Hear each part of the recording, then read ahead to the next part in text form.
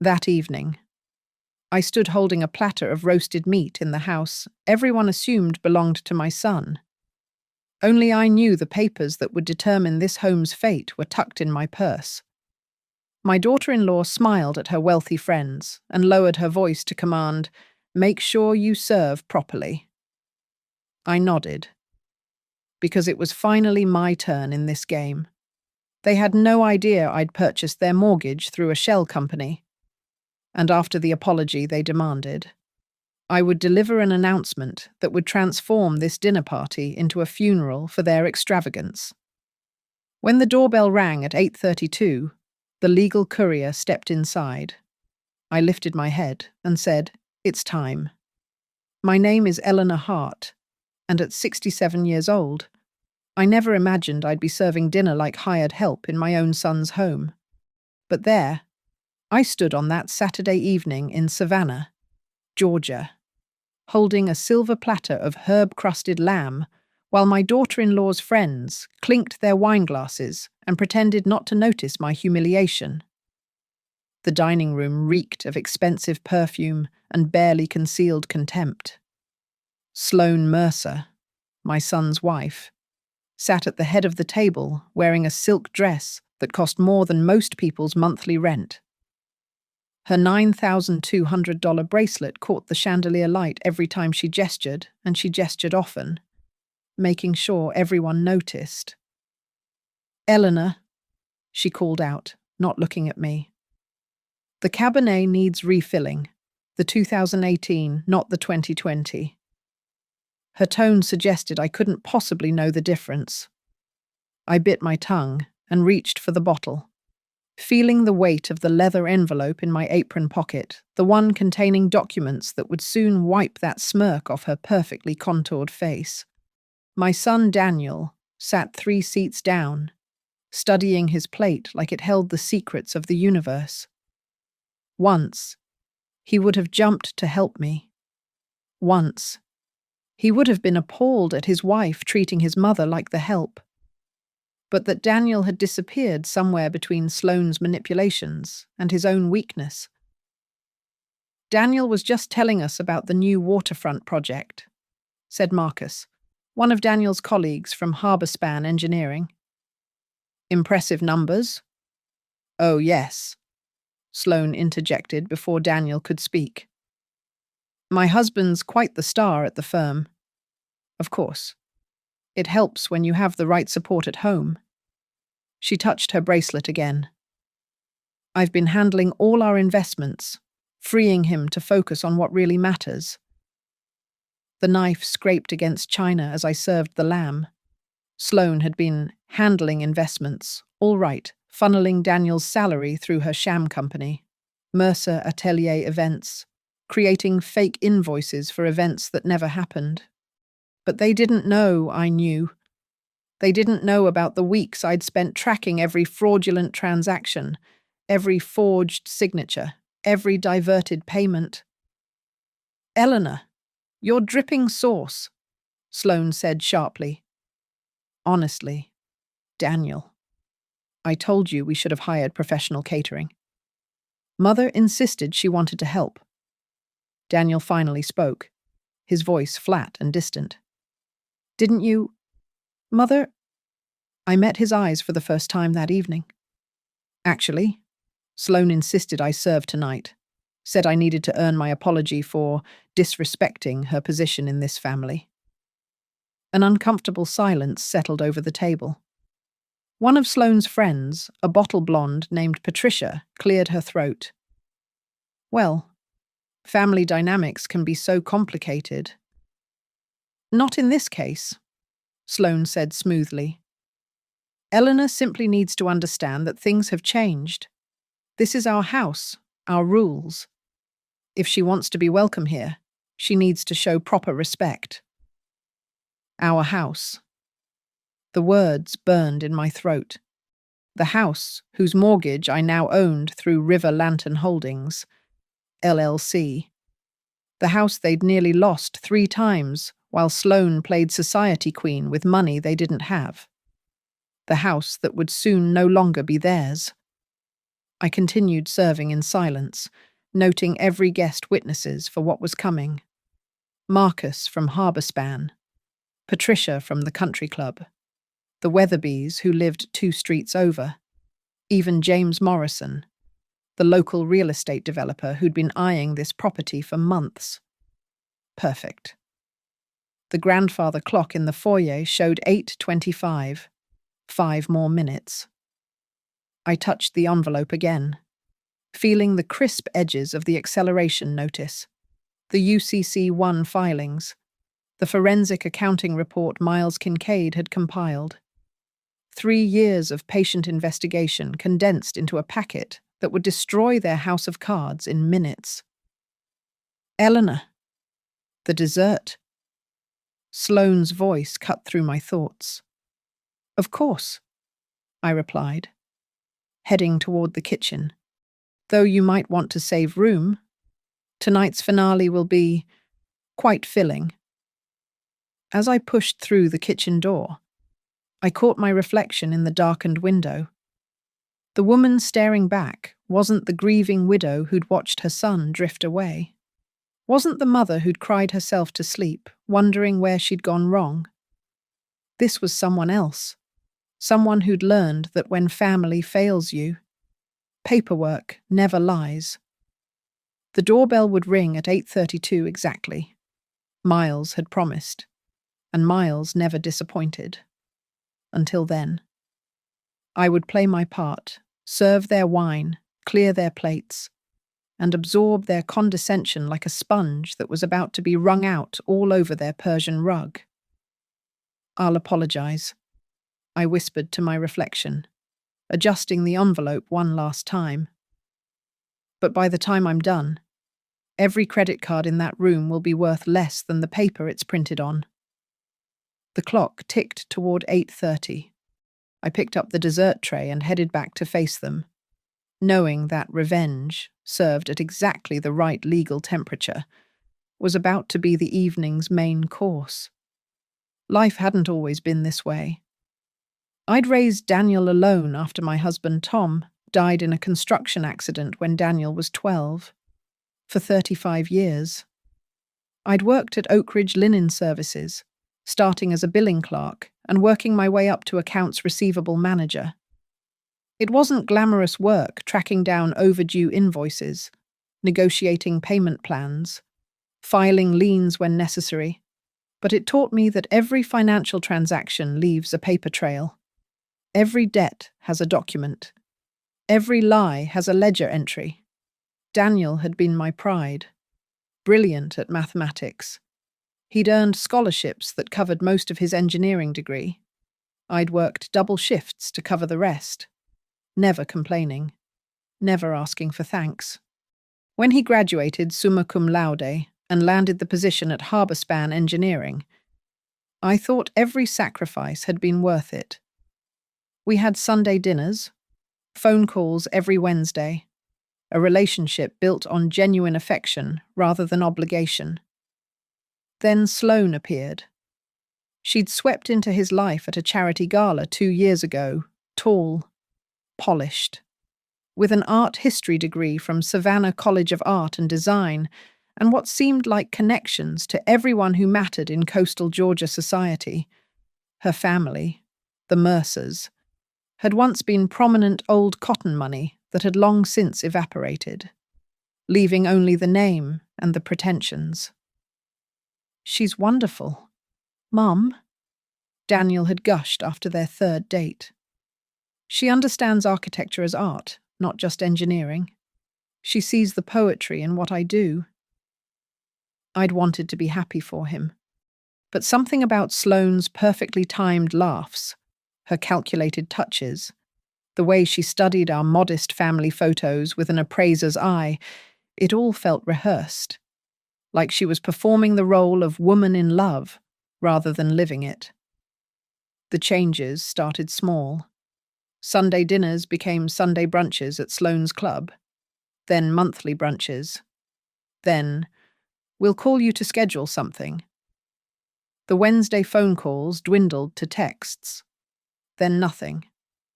When they got engaged after 6 months, I learned about it from a Facebook post. Sloane thinks a small, elegant ceremony would be best. Daniel had explained when I asked why I hadn't been consulted about wedding plans. Just immediate family and essential friends. I'd been relegated to immediate family, a courtesy invite to my own son's wedding. After they married, the isolation intensified. Sloane had a gift for making exclusion seem like oversight. Oh, Eleanor, didn't Daniel tell you about the change in plans? We assumed you'd be busy. You know how these professional events are spouse only. But the masterstroke was the house. 3 months after their wedding, they'd bought a historic home in Ardsley Park, 4 bedrooms, original hardwood, a price tag that made my eyes water. When I'd asked how they afforded it, Sloane had laughed. Oh, Eleanor, you don't need to worry about our finances. I have some family investments that performed well. Plus, Daniel's salary is quite substantial now. I knew Daniel's salary. I'd helped him negotiate it. It was good money for a young engineer, but not buy a historic home in cash money. Something didn't add up. The first crack in Sloane's facade appeared 8 months ago. I'd been at River Street Market buying produce when I saw her at the coffee shop, passing an envelope to a man I didn't recognize. Cash, not a check. Thick enough to make the envelope bulge. The man had counted it openly, nodded, and left. Sloane had sat there, tapping her manicured nails on the table, making a phone call that involved a lot of, "Yes, it's handled," and "The invoices will show the correct dates." That evening, I'd called Ruth Ellison, my oldest friend and a retired paralegal. "Ruth, I need a favor. Can you recommend a private investigator? Someone discreet." "What's wrong?" "Ellie, I think my daughter-in-law is stealing from my son." Ruth had connected me with Miles Kincaid, a former IRS investigator who'd gone private. Within 2 weeks, he'd uncovered the whole scheme. Sloane had created Mercer Atelier Events, a shell company that allegedly provided consulting services to harborspan engineering. Fake invoices were submitted, approved by Daniel, who signed whatever Sloane put in front of him and paid out of his department's discretionary budget. The money went straight to accounts controlled by Sloane, then dispersed to pay off her family's debts, fund her lifestyle, and maintain the illusion of inherited wealth. "Your son might be complicit," Miles had warned. "Or he might just be blind." "He's blind," I'd insisted. But as weeks passed and I watched Daniel avoid my eyes, dismiss my concerns, and parrot Sloane's words, I wondered if willful blindness was its own form of complicity. The final insult had come 3 weeks ago. I'd stopped by their house unannounced a mistake, apparently. Sloane had been hosting her book club, and my appearance in my work clothes had clearly embarrassed her. "This is Daniel's mother." She'd introduced me, like I was a stranger, an obligation, a family pet that had wandered in. Later, she'd pulled me aside. "Eleanor, if you're going to drop by, could you at least call first, and maybe—" She'd gestured at my outfit. "Present yourself more appropriately. We have a certain image to maintain." That night, she'd called Daniel and spun the story differently. By the time he called me, I'd become the villain who'd deliberately embarrassed his wife. He demanded I apologize. When I refused, Sloane had issued her ultimatum serve at their next dinner party and publicly apologize, or be cut off completely. So here I was, back in the present, watching the clock tick toward 8:30 while serving dessert to people who saw me as the help. But Sloane had made a crucial error. She'd underestimated the widow who'd spent 35 years in accounts receivable, who knew that every financial crime leaves evidence, and who'd learned that the best revenge isn't served cold, it's served with proper documentation. The coffee shop encounter had been the first thread, but pulling it revealed an entire tapestry of deception. After seeing Sloane exchange that envelope, I'd started paying attention. Really, paying attention to things I'd previously dismissed as marital dynamics I didn't understand. The next Wednesday, I'd positioned myself at a cafe across from Harborspan Engineering during lunch hour. Daniel emerged at 12:15, walked 2 blocks to his car, and drove home. Odd, since he usually ate at his desk. 20 minutes later, he was back at the office. That evening, Miles Kincaid confirmed what I'd suspected Sloane had been at the house during that window, and Daniel had signed a stack of documents, purchase orders, invoices, contract modifications without reading them. "She's got him trained like a circus seal," Miles had said, showing me the surveillance photos. "Look at this, he's signing while she's literally pointing where to sign. Doesn't even glance at what he's authorizing." The investigation deepened over the following weeks. Ruth Ellison, bless her, had maintained contacts at various banks from her paralegal days, over coffee and careful questions. She'd learned that Mercer Atelier events had accounts at 3 different institutions, unusual for a small consulting firm. Even more unusual, the regular wire transfers to accounts in the names of various Mercer family members. "Ellie, this is sophisticated stuff." Ruth had warned me one evening at her kitchen table. Documents spread between us like evidence in a crime scene. "Sloane's not just stealing. She's built an entire financial ecosystem to hide it." The ecosystem was impressive in its audacity.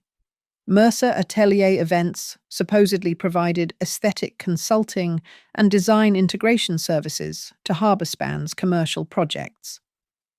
The invoices were works of art detailed enough to seem legitimate, vague enough to be unchallengeable.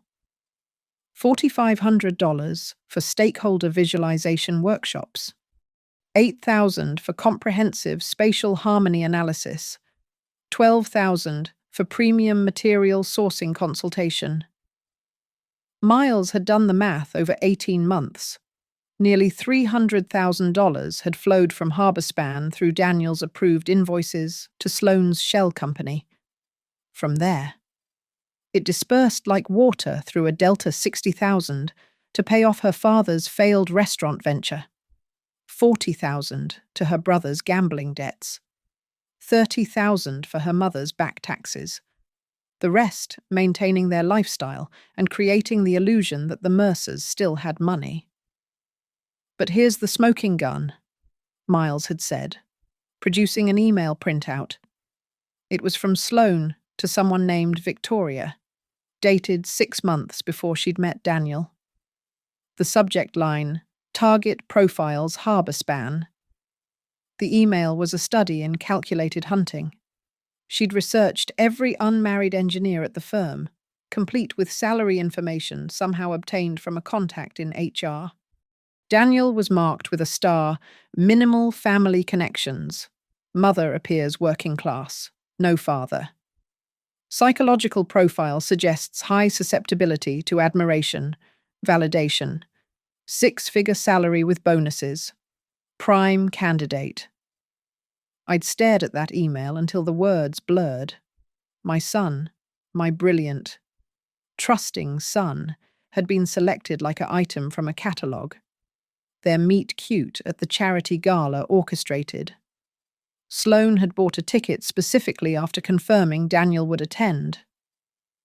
"There's more," Miles had said quietly. The emails between her and her mother. They discuss you. The correspondence was cruel in its efficiency. The mother is an obstacle.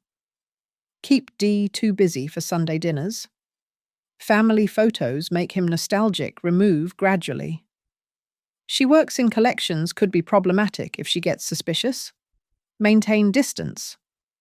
They'd strategized my exile from my son's life, like generals planning a campaign. But Sloane had made one critical error. She'd gotten greedy. The house purchase had required a mortgage, and in their haste to secure the property, they'd used an adjustable rate loan from a secondary lender. When interest rates rose, they'd struggled with payments. 3 missed payments in 6 months had put them on the lender's watch list. That's when I'd made my move. Through Ruth's banking connections, I'd learned the mortgage had been packaged for sale distressed debt that the lender wanted off their books. Using River Lantern Holdings, an LLC I'd created with my retirement savings as capital, I'd purchased the mortgage at 70 cents on the dollar. The lender was happy to unload it. Sloane and Daniel never knew the servicer had changed, the payment address remained the same. Just the back-end ownership had shifted. Miles had also uncovered something delicious in the original mortgage application. Sloane had listed the house as owner-occupied, single-family residential. But she'd also been claiming home office deductions for Mercer Atelier events at the same address, stating in tax filings that 40% of the property was commercial use. That discrepancy alone was grounds for acceleration under the mortgage terms. You could have called the loan immediately, Miles had pointed out. No, I'd replied. I want her to know it's me. I want them both to understand that actions have consequences, and mothers protecting their children don't need anyone's permission. I'd spent the next 2 weeks preparing, every document copied in triplicate, every legal notice properly formatted, the acceleration notice drafted by a real attorney to ensure it was bulletproof, the UCC1 financing statements prepared to place liens on their vehicles and valuables the moment the acceleration was announced, bank contacts ready to freeze accounts based on suspected wire fraud. Everything led to tonight, to 8:32 p.m. on a Saturday in Savannah, when Eleanor Hart would stop being a victim and become a reckoning. I'd even rehearsed my speech in the mirror, timing it perfectly. 2 minutes to lay out the facts, 1 minute for the legal notices, 30 seconds for them to realize their entire life was collapsing. And then, only then, would I give them the option I'd decided on. Sign the house over cleanly, and I'd forgive the acceleration penalty. Fight me. And I'd pursue every legal avenue available, including Daniel's certain termination from Harborspan once they learned about the fraudulent invoices. You're giving them a choice they don't deserve, Ruth had said. I'm giving my son a chance to choose, I'd corrected. Between his mother and his manipulator. Between truth and continued delusion, between salvaging something from this mess or losing everything. The clock in my mind ticked steadily toward 8:30. Soon. Very soon. Sloane Mercer would learn what happened when you underestimated a woman who'd spent 35 years making people pay what they owed. The mortgage acquisition had been simpler than I'd expected. Distressed debt is a commodity in the financial world, traded as coldly as pork bellies or crude oil. Through my old colleague at Coastal Community Bank, I'd learned that Meridian Financial Services, the secondary lender holding Daniel and Sloane's mortgage, was quietly shopping their troubled residential portfolio. They're looking to clean their books before the quarterly report, Jim Patterson had told me over coffee 3 weeks ago. Your son's loan is in the bundle 3 missed payments, currently in grace period before acceleration. They'd probably take 70 cents on the dollar for the whole package, or you might be able to cherry-pick individual notes.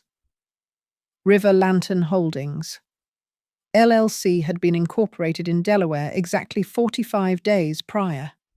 Clean, anonymous, with a registered agent service handling the paperwork. I'd funded it with my retirement savings $280,000 accumulated over 35 years of 60-hour weeks. Every penny I'd saved for a comfortable old age was now weaponized for a different kind of comfort justice. The purchase negotiation had taken place entirely through lawyers. Meridian didn't care who bought the debt, only that someone did. The closing happened on a Tuesday afternoon at 2:30. By 3 o'clock. I owned my son's mortgage. By 4. I'd filed the necessary UCC1 financing statements to secure my position against any other claims. The beauty of the Uniform Commercial Code. It's all public record, but nobody checks unless they're looking for trouble. And Sloane, so confident in her schemes, never thought to look. Miles Kincaid had simultaneously been working another angle. Through forensic accounting, he'd traced the money flows from Harborspan to Mercer Atelier Events to the various Mercer family accounts. But more importantly, he'd found evidence of wire fraud transfers across state lines for fraudulent purposes, a federal crime that banks are required to report. I have a contact at FinCEN, Miles had explained, referring to the Financial Crimes Enforcement Network.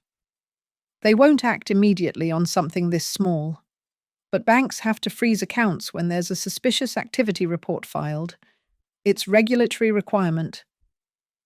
We'd timed it perfectly. The SRs would be filed Monday morning at 9 triggering automatic holds on any accounts touched by the suspect transfers. By the time Sloane tried to move money or use her cards, everything would be frozen pending investigation. Not permanent, that would require actual charges, but long enough to leave them cashless when they needed resources most. The acceleration notice itself was a masterpiece of legal precision. I'd hired Thomas Brennan, a foreclosure specialist who usually worked for banks, to draft it. Every clause referenced, every deadline specified, every remedy outlined. The key was Section 4.3 of their mortgage agreement, the occupancy fraud provision. By claiming owner-occupied residential while simultaneously taking commercial tax deductions for the same property, they've materially misrepresented the loan's risk profile, Brennan had explained. That alone justifies immediate acceleration. Add in the evidence of fraudulent funding sources for the down payment, and you have an ironclad case. The acceleration would demand immediate payment of the full outstanding balance, $412,000. Given that their accounts would be frozen and their credit cards maxed out, I'd seen the statements during discovery. All carrying balances near their limits, they'd have no way to pay. Default would be instant. But I wasn't heartless. I'd prepared an alternative, a deed in lieu of foreclosure. Sign the house over cleanly. Vacate within 30 days. And I'd waive the deficiency judgment for the difference between what they owed and the house's value. It was more than fair, it was generous.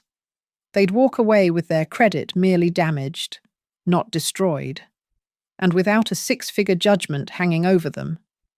The vehicle liens were just additional leverage. The BMW X5 Sloane drove was titled to Mercer Atelier Events, a business asset purchased with fraudulent proceeds. The UCC1 filing against it meant that even if she tried to sell or transfer it, my lien would follow. Same with the Mercedes sedan, the boat Daniel didn't even know she'd bought. And most satisfyingly, that $9,200 bracelet she kept touching. "You've built a financial prison," Ruth had said when I'd explained the full plan. "Every door they might use to escape, you've already locked." "Not every door," I'd corrected. "There's one exit, complete capitulation. Admit the fraud, return what they stole, and start over honestly. It's more than Sloane offered me when she demanded I humiliate myself for the crime of existing in my son's life." The final touch had been scheduling. Saturday night at 8:32 p. wasn't random. Under Georgia law, legal notices could be served any day except Sunday. By serving on Saturday night, they'd have no chance to reach lawyers until Monday morning, by which time the account freezes would be in place. They'd spend Sunday in panic, searching for options that didn't exist. I'd also invited witnesses strategically. Marcus from Harborspan would ensure word got back to Daniel's employer immediately. The Weatherbys were gossips who'd spread the story through the neighborhood by noon tomorrow. James Morrison, the developer, would probably make an offer on the house before they'd even moved out. Every person at that table represented a door closing on their carefully constructed false life.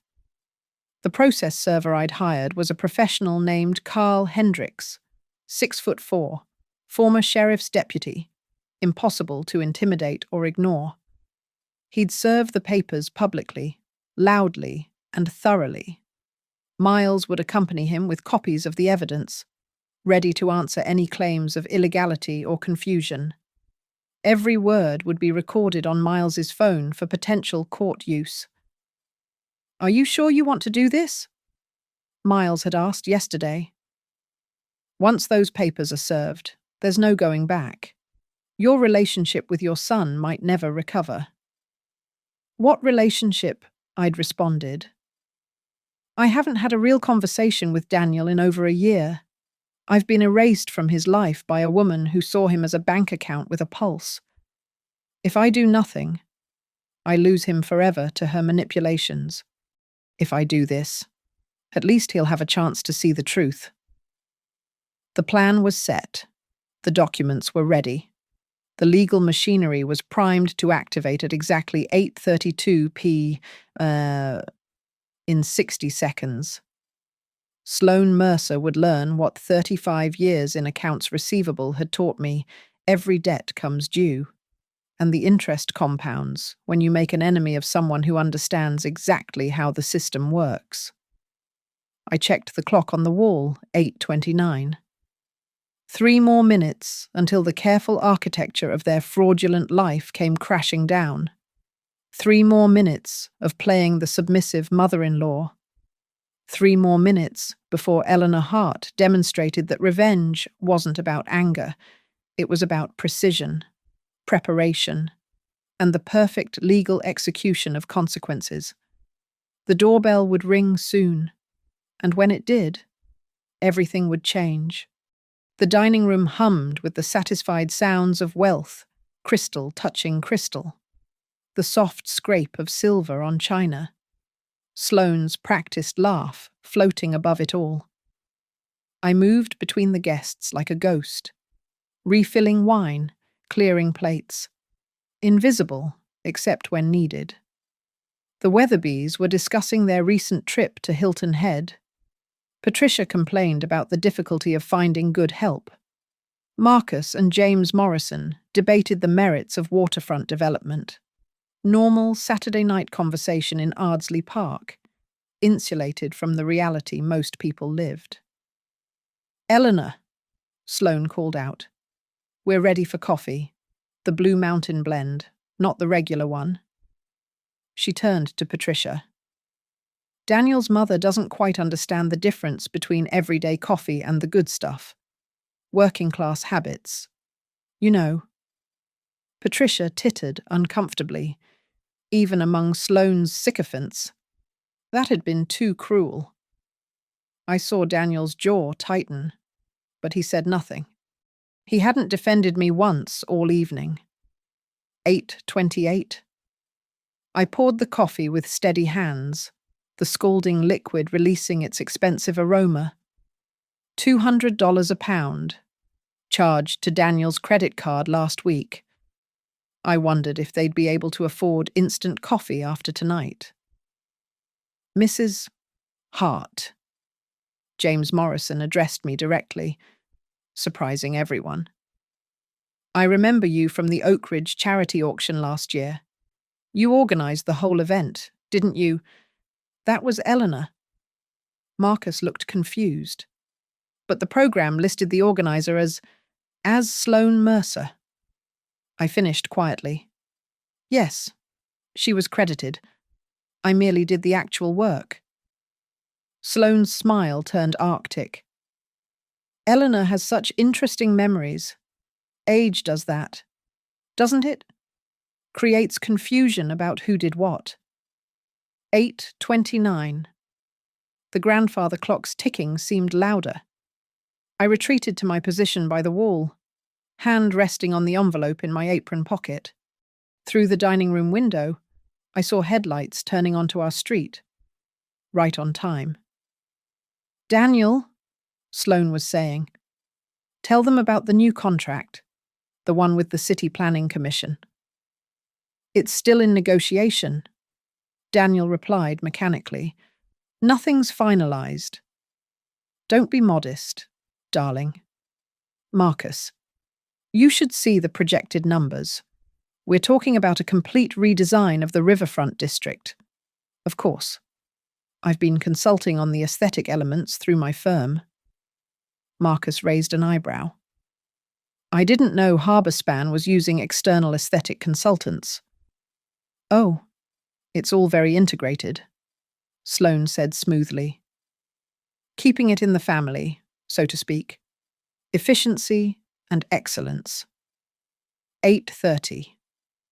A car door slammed outside. Footsteps on the front walk, more than one set. I moved toward the dining room entrance, positioning myself with a clear view to the front door. Eleanor, where are you going? Sloane snapped. We need more wine. Someone's at the door, I said. Then let them ring again. We're not expecting anyone. 8:31. The footsteps reached the porch. I counted silently, 3, 2, 1. The doorbell rang at 8:32 exactly. I'll get it, I announced, already moving. Eleanor, don't you dare. Sloane started to rise, but I was already in the foyer, turning the deadbolt, opening the door to reveal Carl Hendricks in his imposing glory, with Miles Kincaid beside him, holding a leather portfolio. Legal service for Sloane and Daniel Hart, Carl announced in a voice that could have carried across a football field. Are both parties present? What is this? Sloane had followed me, her face flushed with anger and wine. We don't accept. Ma'am, are you Sloane Mercer Hart? Carl stepped inside without invitation, his bulk filling the foyer. Miles followed, closing the door behind them. This is a private dinner party. Sloane's voice pitched higher. You need to leave immediately, or I'll call the police. Carl smiled. Please do. I'm a licensed process server executing legal service. They'll confirm I'm within my rights. By now, everyone had crowded into the foyer. Daniel pushed through, confusion clear on his face. What's going on, Mother? I stepped forward, pulling the envelope from my apron. I believe it's time for my apology. Your apology? Sloane laughed, but it sounded forced. This is your idea of... Ladies and gentlemen. I addressed the assembled guests, my voice carrying 35 years of boardroom presentations. I was asked to come here tonight to apologize for disrespecting Sloane's position in this family. And I do apologize for allowing this charade to continue as long as it has. Carl handed Sloane the first document. Notice of Mortgage Acceleration from River Lantern Holdings, LLC.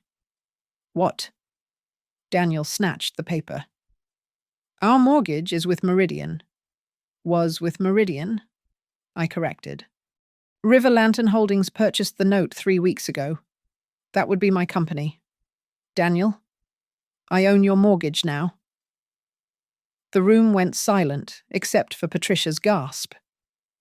Due to material misrepresentation on your loan application. Carl continued, handing over more papers.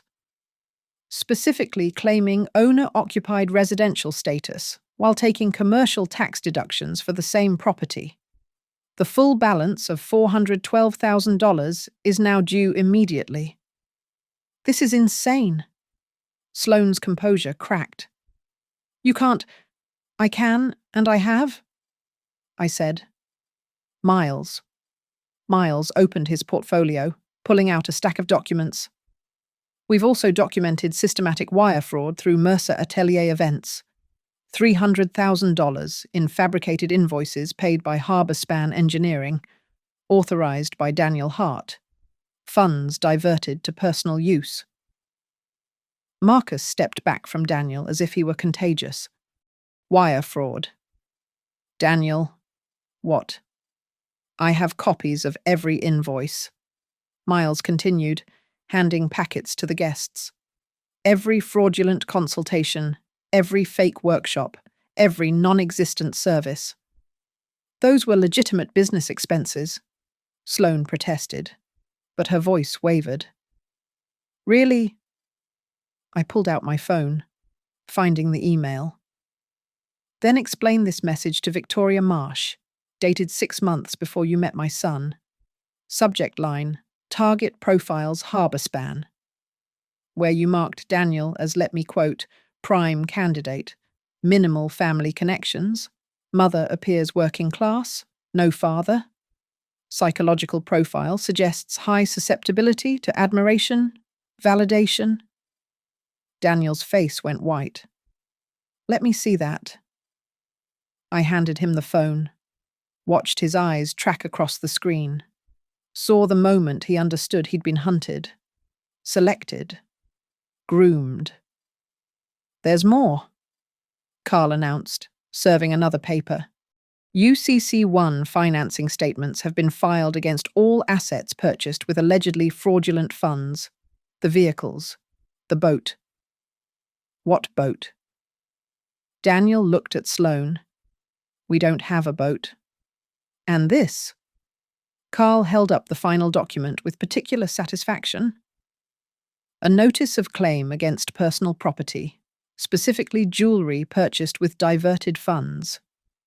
He looked pointedly at Sloane's wrist. That bracelet, for instance, $9,200, purchased with funds traced directly from fraudulent invoice number MA 2024-47. The room erupted. Patricia backing toward the door. The Weatherbys whispering frantically. James Morrison already on his phone, probably to his real estate attorney. Marcus pulling Daniel aside, his face dark with anger.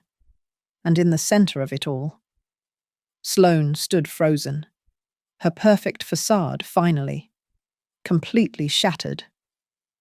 You destroyed us, she whispered. No, I replied, allowing myself the smallest smile. You destroyed yourselves. I just documented it properly. Now then, shall we discuss options? Or would you prefer to spend the weekend searching for lawyers you can't afford? The clock chimed 8:45. 15 minutes was all it had taken to dismantle 18 months of lies, and we were just getting started. This is extortion. Sloane's voice cracked like thin ice. You can't prove any of this. Miles stepped forward, pulling document after document from his portfolio with practiced efficiency. Invoice MA 2024-0523, dated March 15th. Billed Harborspan, $4,500 for a stakeholder visualization workshop. Here's the corresponding day, Mr. Hart was in Atlanta at a conference. Security footage confirms no workshop occurred at the alleged venue.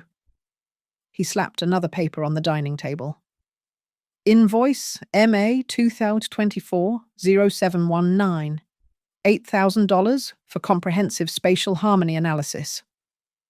The deliverables described don't exist. No reports were filed, no presentations made. But here, he produced a bank statement. Is the wire transfer from that exact amount, minus a small transaction fee, to Robert Mercer's account? That would be your father, Ms. Hart, who used it to pay off his restaurant's liquor license debt. Daniel signed those invoices. Sloane grabbed at straws. He approved everything. While you stood over him, I interjected, producing the surveillance photos Miles had taken. Every Tuesday at 12:20, Daniel would drive home for what you called lunch. 20 minutes to sign whatever you put in front of him while you pointed where. He never read a single one. Did he? Daniel stared at the photos, image after image of him blindly signing documents while Sloane guided his hand. His expression cycled through confusion, recognition, and finally, devastating comprehension. My God, Marcus breathed, backing further away. Daniel, do you realize what you've done? Wire fraud is federal.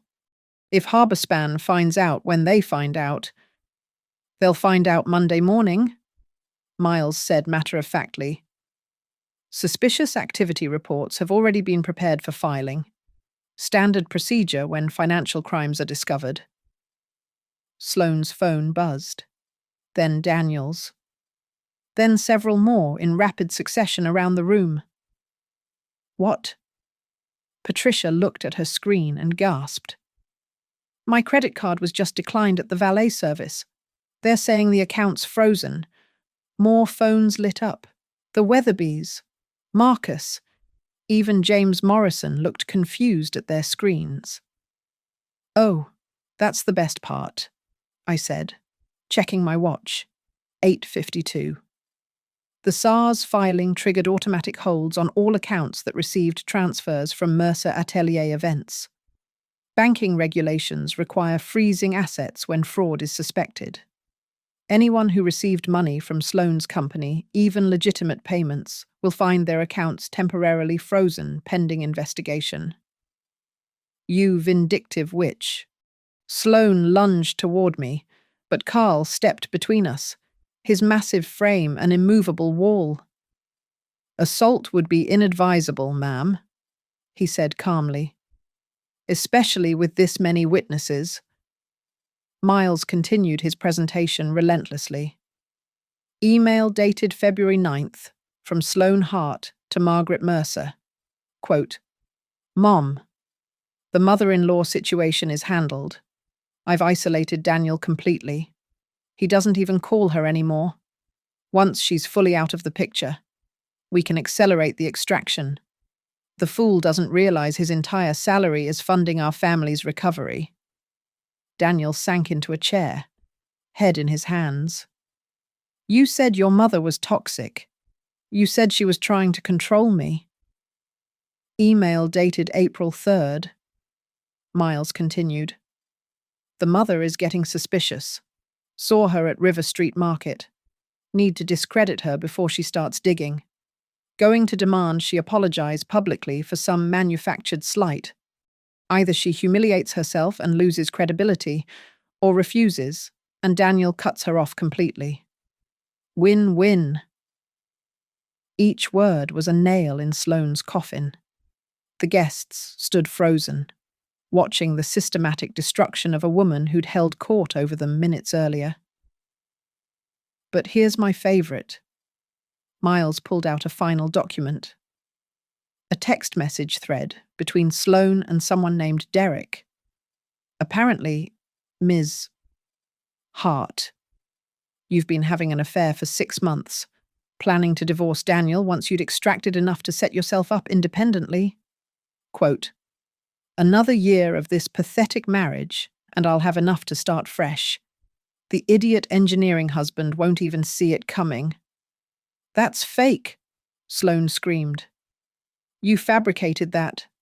Metadata doesn't lie, Miles replied.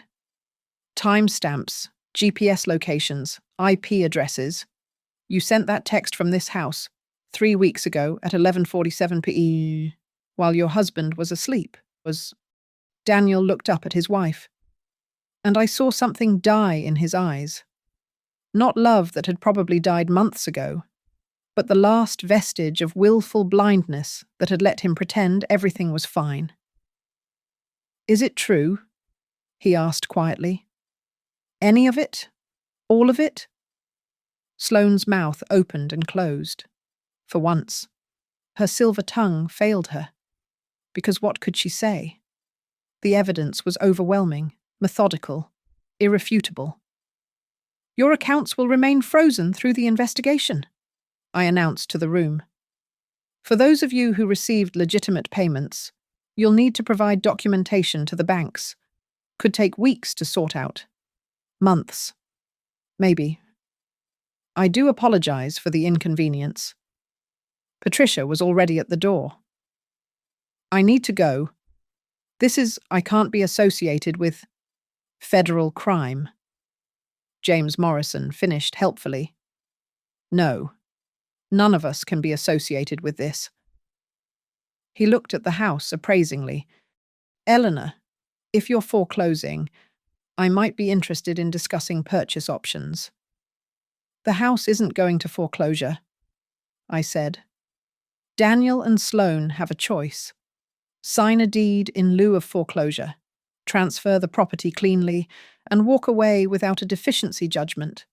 Or fight it and lose everything, including Daniel's career, when Harborspan learns their engineer authorized $300,000 in fraudulent payments. You're destroying your own son. Sloane played her last card. What kind of mother does this? The kind who watches her son disappear into a manipulator's web and decides to cut him free, even if it means cutting deep. I looked at Daniel. You can hate me for this, but at least you'll hate me as a free man, not a puppet dancing on strings you don't even see. The room was emptying now. The Weatherbys scurried out without goodbyes. Marcus muttered something about needing to make calls. James Morrison handed me his business card before leaving. Within minutes, only the four of us remained, Carl keeping watch, Miles organizing documents, Sloane breathing in sharp gasps, and Daniel staring at the ruins of his life. The bracelet, Carl said professionally. I'll need to take possession of that now. Court order. Sloane's hand went protectively to her wrist. You can't take my jewelry. It's not yours, I said simply. It was purchased with stolen funds, Daniel's stolen funds, technically, though I doubt he knew about it. I paused.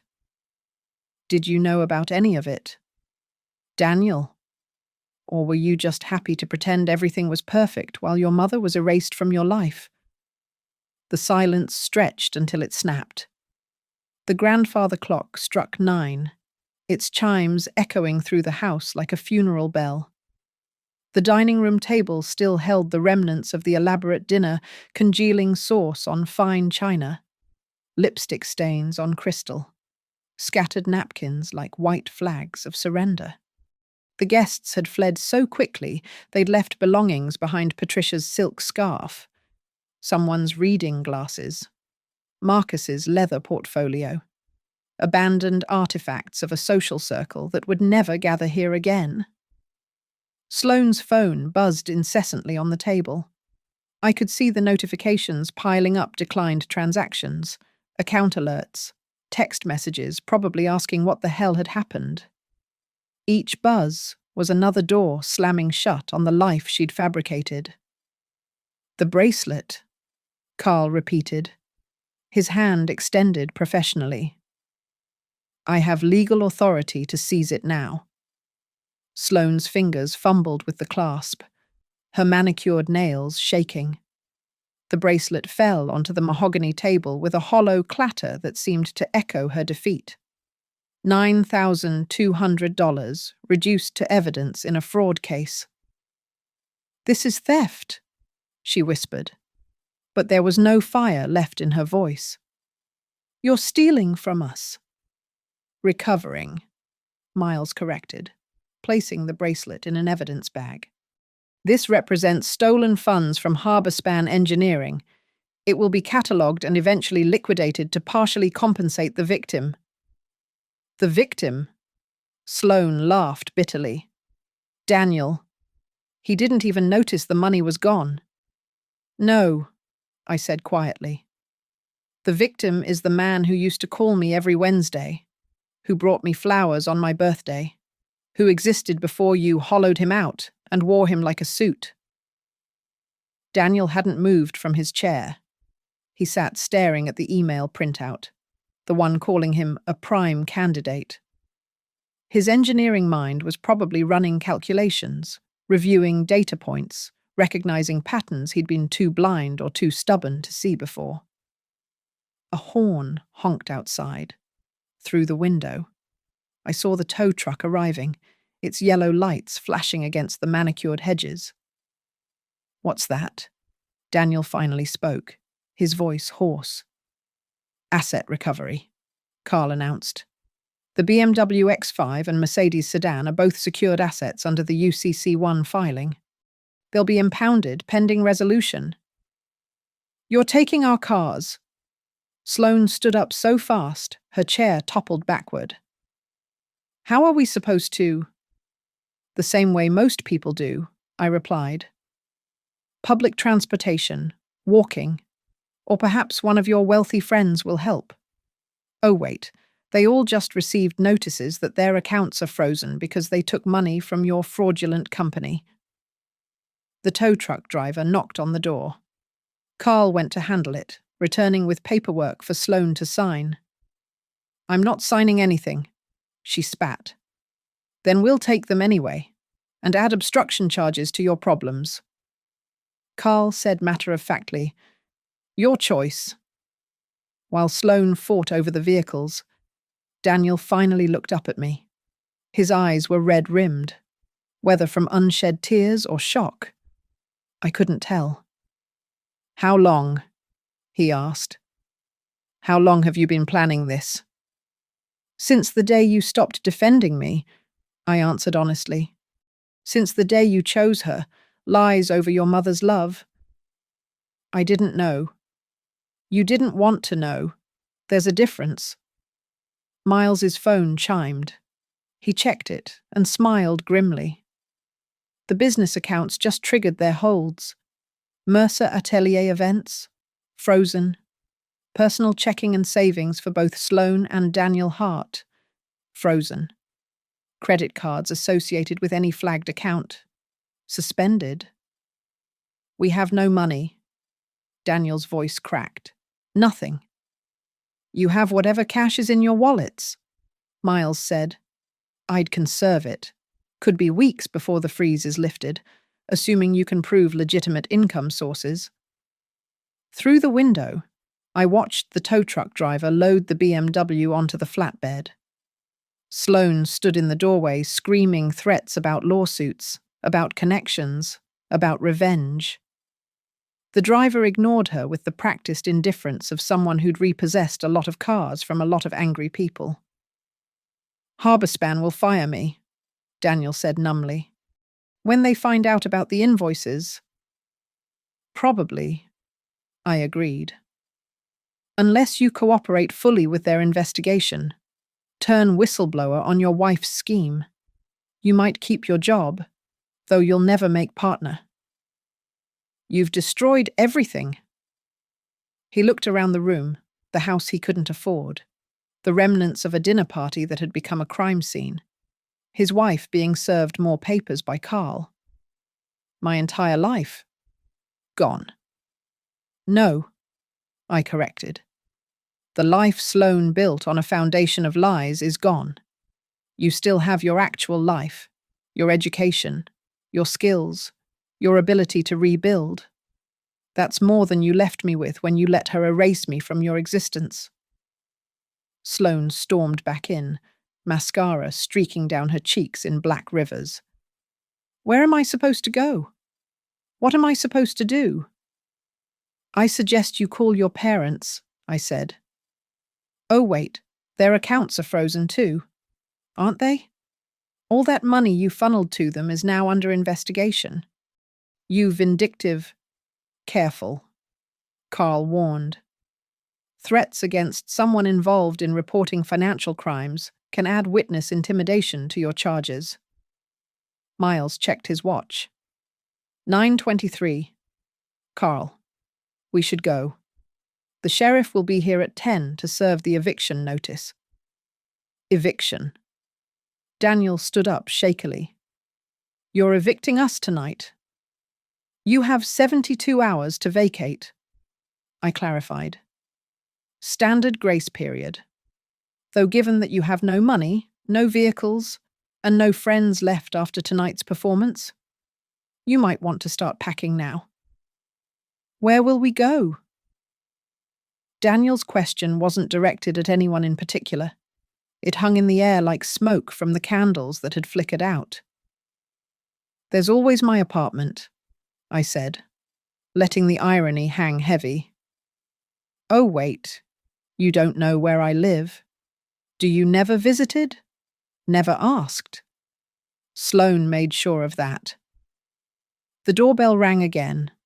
This time, it was a courier with more documents notices from Harborspan's legal department, delivered after hours to avoid scene at the office.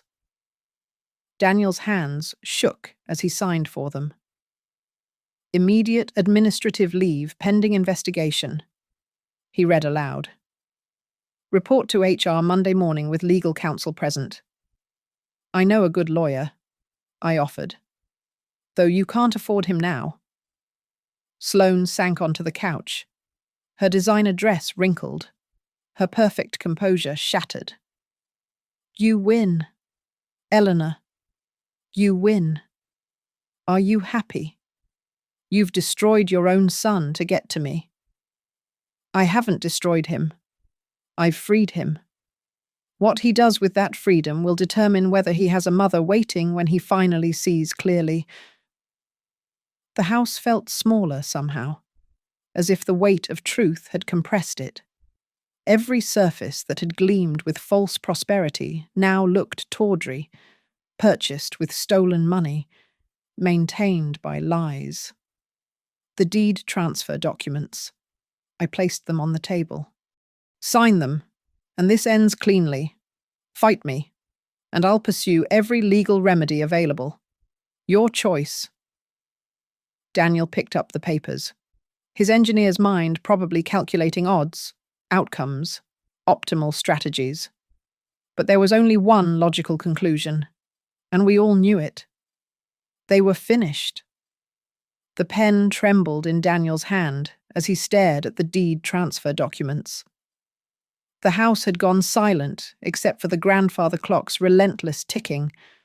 9:47, 9:48. Each second marking the end of their fabricated life. Sloane sat frozen on the couch, her designer dress now looking like expensive wrapping paper on an empty box. If I sign this, Daniel said slowly, we lose everything. You've already lost everything, I replied.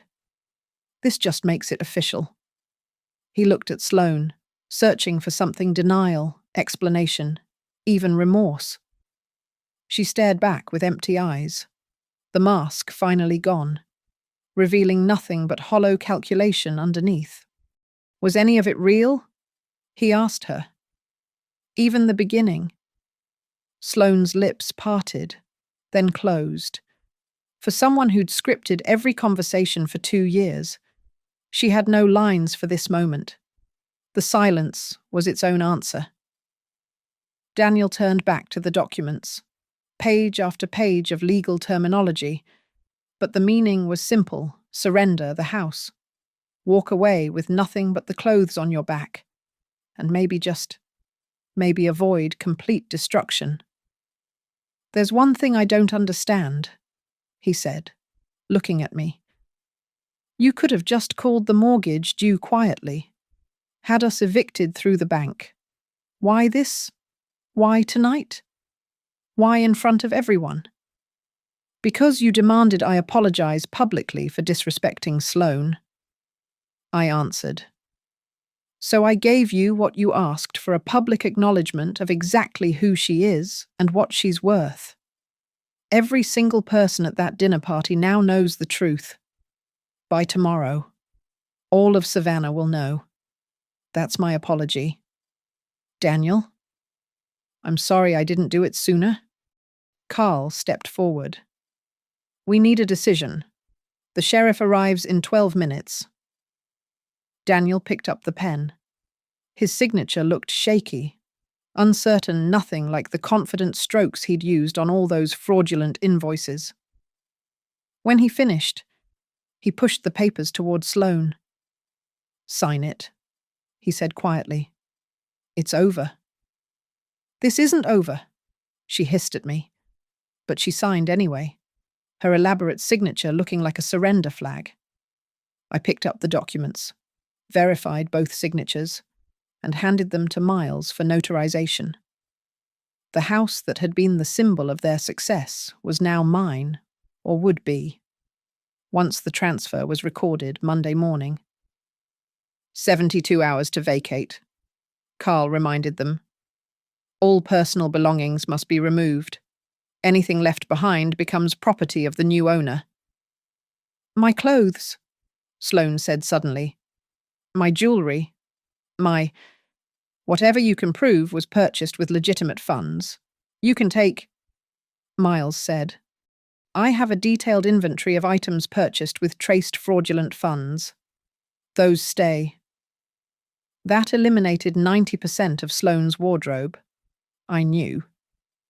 The woman who'd sneered at my working-class clothes would be leaving with less than what I'd worn to serve dinner. Daniel stood up slowly, like an old man testing his balance. I need to call someone. My phone's dead, the account's frozen.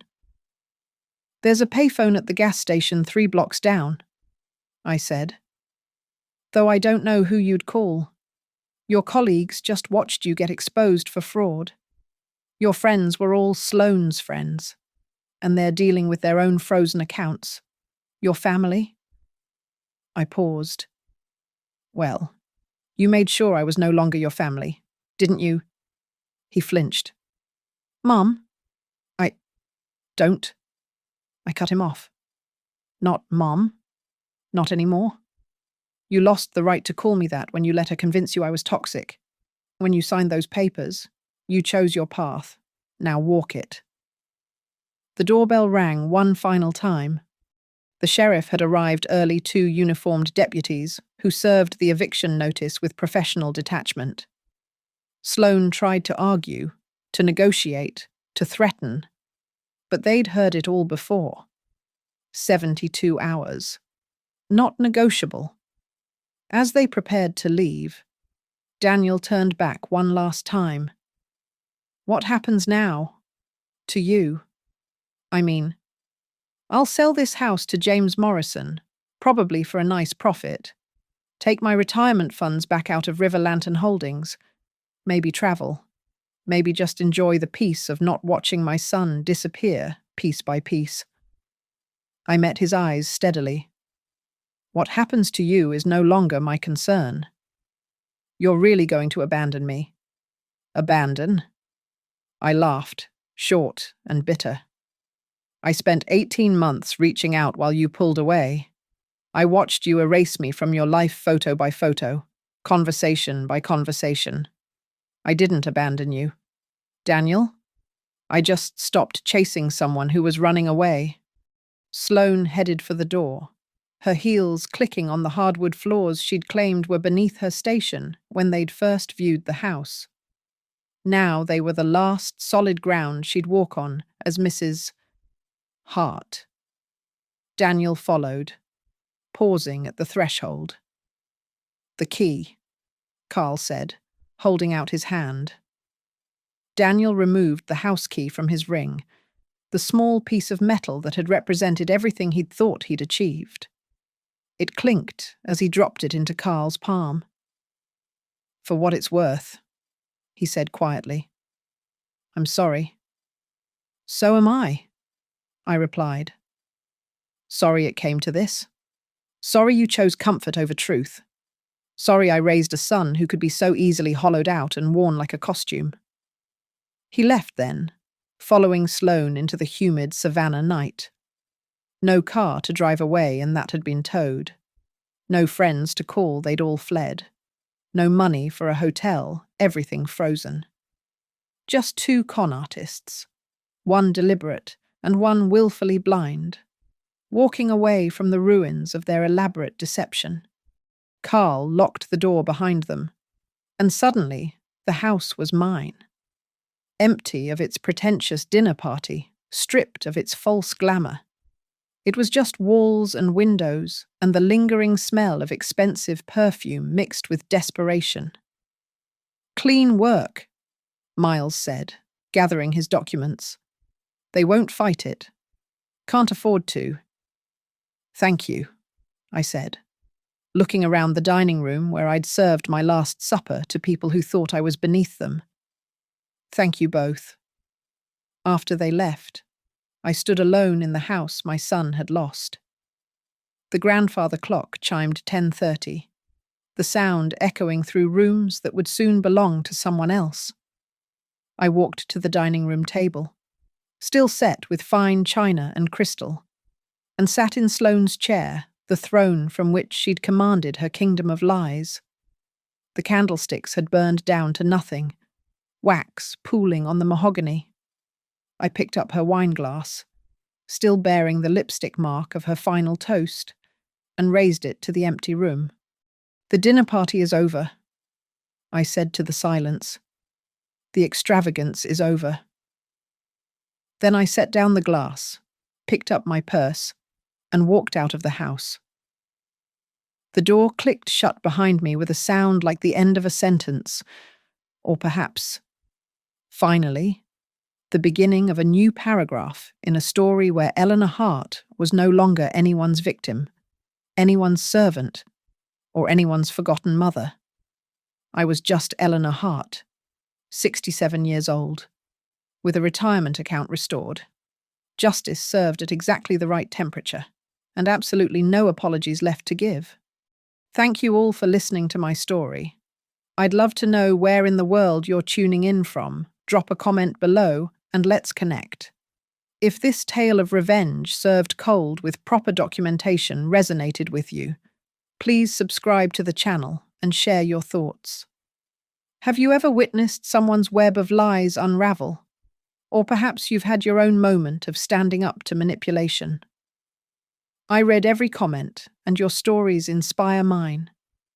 Remember, sometimes the best revenge isn't about anger, it's about precision, patience, and the perfect legal execution of consequences.